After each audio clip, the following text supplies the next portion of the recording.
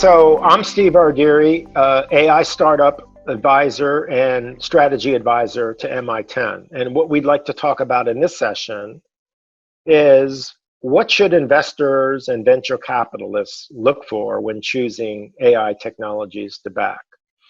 Wow, we could probably go on for an hour, but we only have 3 minutes. Typically, what you have to start with is what problem are you solving, okay?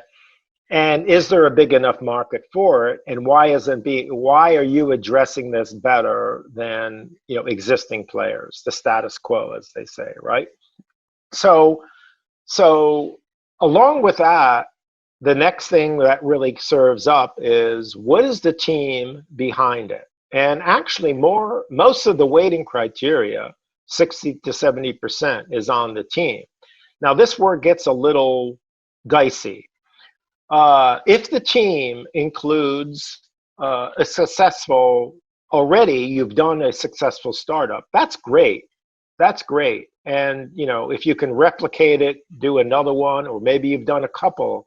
And that's what a lot of people do. Like, how many exits have you had? That goes into the weighting criteria. However, if you're just doing your first startup and you're Facebook or Google or Microsoft or one of the other name companies, you tend to get kind of a free pass, which is really not right. But that's how the VC game is played, because they think that because most of these people were just no more than cogs in the wheel at these companies. But if they can show the credentials, PhD from Stanford, MIT, it gives them an advantage. You may be able to bedazzle initially, but unless you actually really thread together your product execution to stand up a credible enough minimal viable product with some early customer traction. And with VCs, when you're looking to close, and let's keep it, since I do early stage, I really know the pre-seed, the seed stages. So anywhere from closing, $500,000 to $3 million. I've also closed, Series A, funding, which goes up to 10 million. But most of my work is in this early stage. So there's a couple of things today. Doing AI startups is really the new black.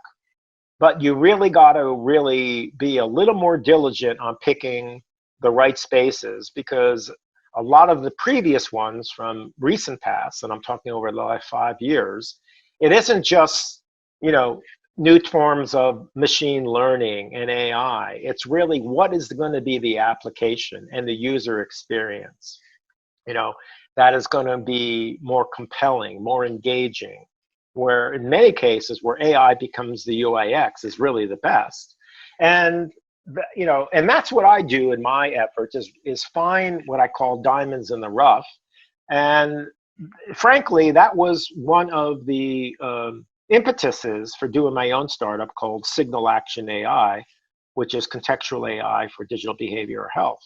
Unlike healthcare, mainstream healthcare for image detection, genomics, precision medicine, there has been a deficiency, an extreme deficiency of applying AI in the mental health care space. And our approach was to thread together contextual AI that uses spoken language, emotions, facial, behavioral intelligence, to where we can be an augmented intelligence overlay to therapists and clinicians. And while it's starting to manifest the use of machine learnings, for addressing mental health, anxiety, depression, more severe disorders, it's still kind of lagging, and that's what we're looking to address with Signal Action AI.